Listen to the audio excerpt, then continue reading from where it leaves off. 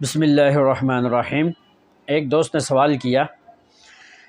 کہ انسان کو جب چھینک آتی ہے تو اکثر لوگ کہتے ہیں کہ آپ کو کسی نے یاد کیا ہے، اس وجہ سے آپ کو چھینک آ رہی ہے، تو کیا اس کا شریعت کے ساتھ کوئی تعلق ہے یا نہیں ہے؟ تو یاد رکھیں،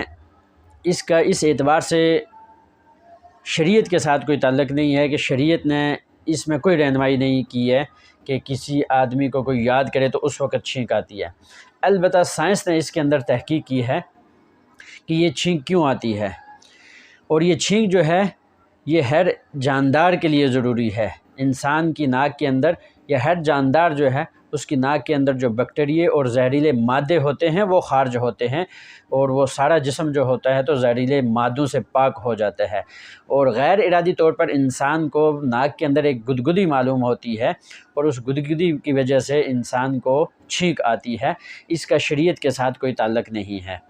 اور دوسری بات یہ ہے کہ انسان کو ہچکی آتی ہے، تو اس حوالے سے بھی لوگوں کے ہاں یہ بات مشہور ہے۔ بعض لوگ یہ کہتے ہیں کہ کوئی یاد کر رہا ہو تو تب آتی ہے، اور بعض لوگوں کے ہاں یہ وہم پایا جاتا ہے کہ انسان کی عمر بڑھ رہی ہوتی ہے، انسان بڑھ رہا ہوتا ہے تو اس وقت انسان کو ہچکی آتی ہے۔ تو یاد رکھیں، یہ ہچکی جو ہے اس کے اندر بھی سائنس نے تحقیق کی ہے کہ یہ پردہ شکم کے درمیان جو ایک نالی ہوتی ہے، یہ پردہ شکم جو ہوتا ہے تو یہ پیٹ اور سینے کے درمیان ایک پردہ ہوتا ہے، تو یہ غیر ارادی طور پر اس کے سکڑ جانے کا نام ہچکی ہے، یعنی سانس کی نالی کے اندر تھوڑی سی بندش آ جاتی ہے اور وہ سکڑ جاتا ہے، جس کی وجہ سے انسان کو ہچکی لگتی ہے۔ اس کا بھی شریعت کے ساتھ کوئی تعلق نہیں ہے۔ تو یہ جو لوگوں کے اندر وہم پایا جاتا ہے، طرح طرح کے مختلف قسم کے وہم پائے جاتے ہیں، تو ان کو دور کرنے کی ضرورت ہے، اور ان کا شریعت کے ساتھ کوئی تعلق نہیں ہے۔ ہاں، البتہ کچھ لوگوں نے، ڈاکٹر حضرات نے اس ہچکی کو ختم کرنے کے لیے کچھ نسخے بھی بتائے ہیں